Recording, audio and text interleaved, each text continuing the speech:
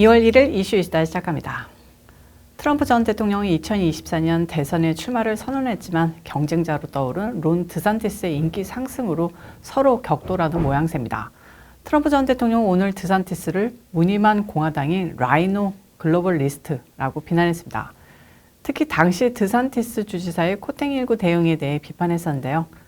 대통령은 트루스 소셜에 그는 플로리다와 해변가를 빠르게 폐쇄했고 백신을 좋아했고 테스트에 돈을 너무 많이 낭비했다. 사람들은 얼마나 빨리 있는가라고 썼습니다. 아직 론 드산티스는 2024년 대선 출마에 대한 언급을 하고 있지 않지만 여론조사에서 보듯이 드산티스의 인기도가 높아지고 있습니다. 이에 대통령은 의식을 안 할 수가 없을 텐데요. 물론 드산티스가 공화당 후보로 출마를 한다고 해도 대통령을 이길 수는 없을 겁니다. 어쨌든 당내 유력 경쟁자인 론 드산티스에게 대통령은 출마하면 불충이다. A great act of disloyalty라고 강조하면서 너 나오지 마라는 뜻으로 압박하고 나섰습니다. 좀 더 자세히 전하면 그가 출마 선언해도 괜찮다. 난 그보다 훨씬 여론조사 결과 위에 있다. 자신이 하고 싶은 일을 해야지만 출마할 수도 있다. 내가 데려왔기 때문에 출마한다면 불충의 행동이다. 라고 했습니다. 2018년에 드산티스를 지지했던 대통령은 종종 드산티스의 공로를 인정하며 칭찬했었습니다. 하지만 팁스에 힘입어 힘차게 올라오고 있는 드산티스를 대통령은 견제를 안 할 수가 없을 겁니다.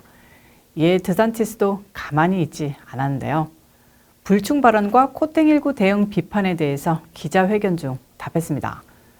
그는 수년간 많은 사람들이 모든 각도에서 나를 공격하고 있다. 코탱19와 같은 위기 상황을 받아들이고 모든 결정을 내려야 하고 배를 조정해야 한다. 나는 재선에서 승리했고 플로리다주 역사상 공화당 주지사 중 가장 높은 득표율로 승리했다고 말했습니다. 이런 가운데 일부 공화당 상원의원들이 특통의 드산티스 공격에 방어하는 모습도 보였습니다.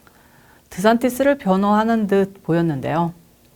특통의 드산티스가 출마하면 불충이다라고 한 언급에 대해 존 코닌 텍사스 상원의원은 특통의 불충 발언에 동의하지 않는다라는 입장을 보였습니다. 코닌 의원은 드산티스는 인상적인 재선 선거 운동을 했다. 우리는 새로운 피가 필요하고 드산티스가 출마 자격이 있다고 본다고 불을 지폈는데요. 신시아 루미스 와이오밍 상원의원도 이건 불충의 문제가 아니다라고 했고 마르코 루비오 의원도 누구나 대선에 출마할 수 있다며 드산티스를 옹호했습니다. 반면 린지 그레이엄 의원은 우리는 트럼프 정책은 좋지만 새로운 사람을 원한다는 말을 얼마나 많이 들었냐. 그러나 트럼프 없이 트럼프 정책은 없다며 트럼프 전 대통령을 옹호하는 발언을 했습니다. 자, 이처럼 공화당 내에서 대선을 두고 신경전이 본격적으로 가열될 것으로 보이는데요.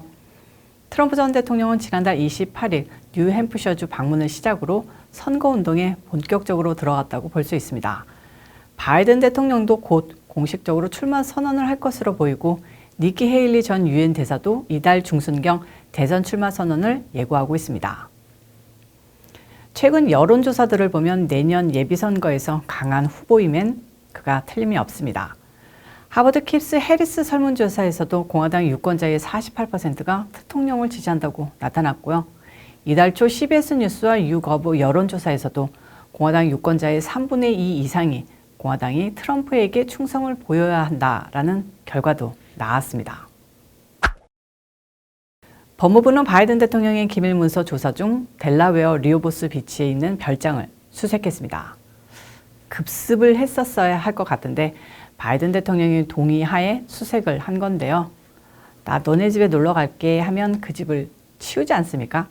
수색이라면 당연히 기밀문서가 있나 조사하러 갔을 텐데 뭐라도 미리 찾아보고 안 치웠을까요?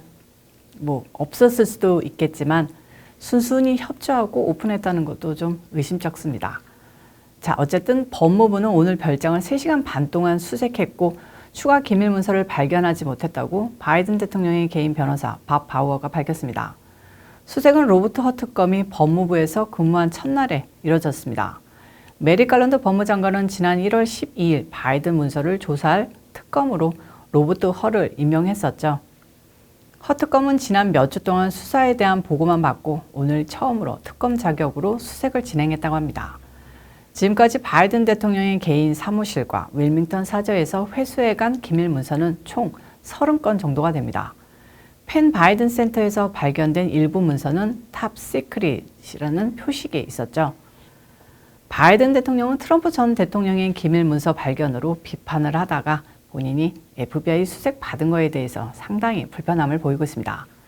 별다른 기자회견이나 인터뷰를 응하지 않고 있는데 2024년 대선 출마를 염두에 두고 있는 상황에서 바이든에게도 악재가 되고 있습니다.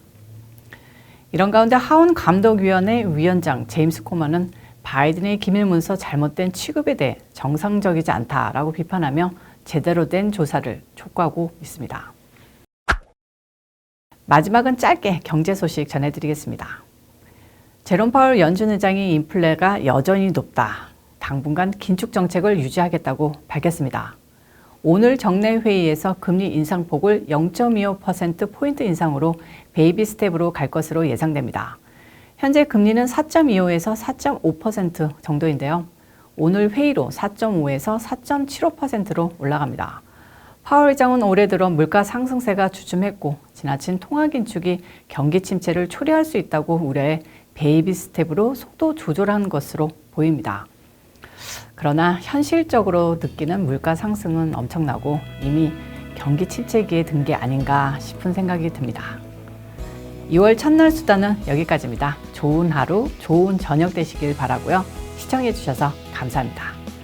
그리고 저희 채널이 잘 안 퍼지는 것 같은데 주변에 널리 많이 알려주시면 더욱 감사하겠습니다. 저는 다음 영상에서 찾아올게요.